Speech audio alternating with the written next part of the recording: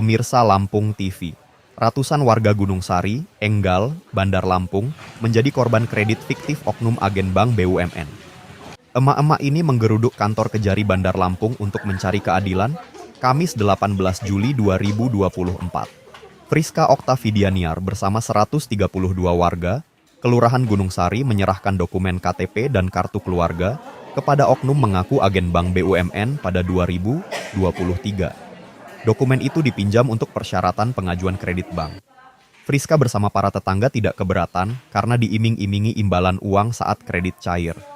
Peminjaman KTP dan kartu keluarga ternyata sudah terjadi 2 kali masing-masing untuk pengajuan kredit 5 juta dan 50 juta rupiah. Begitu kredit pertama cair, Friska dapat imbalan 300.000. Ia bersama tetangga menerima 1,5 juta dari pencairan kredit 50 juta rupiah. Emak-emak awalnya tidak curiga apapun hingga kedatangan debt collector pada Juni 2024. Penagih utang tentu saja hendak meminta pembayaran kredit puluhan juta tersebut. Para pemilik KTP dan kartu keluarga itu baru menyadari menjadi korban kredit yang tidak mereka terima. Wakil Direktur Lembaga Bantuan Hukum, LBH, Bandar Lampung Cik Ali mendampingi emak-emak ke kejaksaan untuk meminta keadilan. Sebanyak 132 warga menjadi korban kredit fiktif dengan pelaku oknum mengaku agen bank BUMN. Cik Ali juga menjelaskan modus kredit fiktif dengan cara meminjam identitas korban dan menjanjikan imbalan bila pinjaman cair. Pelaku berjanji menanggung seluruh pembayaran kredit. Kepala Kejaksaan Negeri Bandar Lampung Helmi menerima pengaduan ratusan korban kredit fiktif. Laporan akan ditindaklanjuti dengan pembentukan tim khusus guna menyelidiki kasus tersebut. Kayaknya sependapat bahwa ini akan kita tidak lanjuti. Kan memang diajak, memang dia jujur kalau mau pakai data kita. Bilangnya ya bakal dipakai aja pinjam gitu, tapi aman lah gitu, aman gak bakal kabur. Untuk apa itu dikatakan? Dia bilang sih dia punya koperasi ya. Koperasi. Tapi kita kenal sama oknum ini. Kenalnya sih baru 2023 itu. Kenal dari siapa, Mbak? Dari tetangga lah, karena udah banyak yang dipakai. Dan menerima upah itu ya? Iya. Sebesar berapa? Kalau aku kan pertama dipakai untuk pinjaman yang 5 juta. Nah, dikasih uang berapa Itu pertama? 300. 300. Yang kedua diajukan Diajukan yang 50 juta. tahun berapa itu? Itu 2000 Desember 2023. Oh, masih 2023. Itu 50 juta dikatakan udah cair ya, Bu? Udah, kan Dapat karena berapa, Ibu? kalau aku dapatnya karena buat uang jasa aja 1,5 juta. Oh, yang 50 juta itu. Nah, setelah kita meminjamkan data, apakah ada proses lanjutan nggak, Bu? Untuk ada yang datang survei atau Ibu yang datang ke bank? Survei, Wah, ada yang survei. Survei itu tuh 2023 itu kan. Cuman sehari kayaknya ya, survei besoknya tuh udah cair. Ibu sendiri pernah datang nggak ke bank itu untuk diminta keterangan sama pihak bank? Akhir-akhir ini ya? Waktu kemarin, proses-proses peminjaman? Peminjaman sih ya ke bank buat pencairan aja. Mau pencairan doang? Ibu sendiri yang nerima berarti? Iya.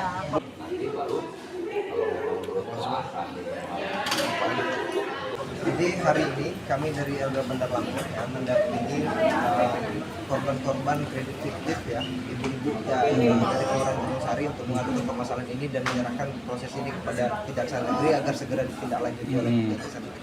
Bang, ada berapa bang korban kita, Bang? Korban yang hari ini kuasa ke kita ada 132 orang. 132 orang. 132 orang dan itu rata-rata dari Kelurahan Gunung Sari semua. Gunung Sari semua ya. Modusnya kayak mana sih, Bang? Modus peminjamannya? Modus yang dibangun ya, ibu-ibu ini hanya dipinjam identitas dan diiming-imingi akan diberikan uang. Faktanya ibu-ibu ini tidak pernah menerima uang ya, tidak pernah menerima uang yang dijaminkan yang untuk dipinjamkan itu tidak pernah diterima oleh ibu-ibu. Bahkan pada prosesnya ibu-ibu ini hanya diminta KTP kakak ya, KTP kakak, kemudian jaminan jaminan itu sudah disiapkan semua, jaminan kemudian tempat usaha itu sudah disiapkan semua oleh si oknum ini. Gitu.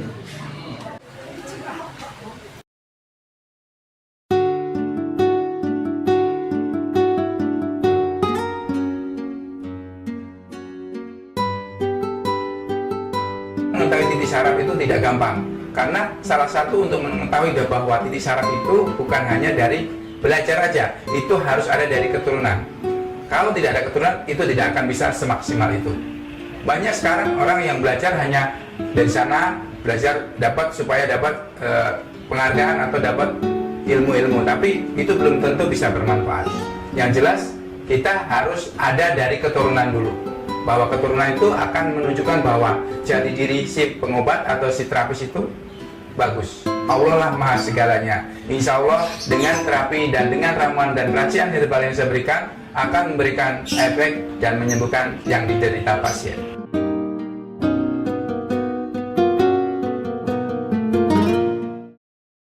Berkaitan dengan penanganan kasus, misalnya kita jangan penanganan momen. Terkait laporan dari pihak dugaan korban masyarakat ini, dari pihak dari gimana Pak? Ya, tadi kita sudah menerima laporan.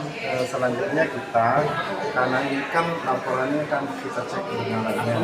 Jadi, langkah pertama kita mengumpulkan data-data dan keterangan dulu ya. Setelah itu baru kita akan melihat apakah proses selanjutnya akan kita tingkatkan penyelidikan, dan selanjutnya penyelidikan. Ya, kita akan kita lihat nanti setelah data-data kita bisa kumpulkan keterangan-keterangan yang kita kumpulkan. Insya Allah kita berkomitmen, kita profesional dan profesional dalam melayani sekarang. Kira itu ya. Oke, Siapa dari Timnya akan kita bentuk segera. Ari Irawan melaporkan dari Bandar Lampung.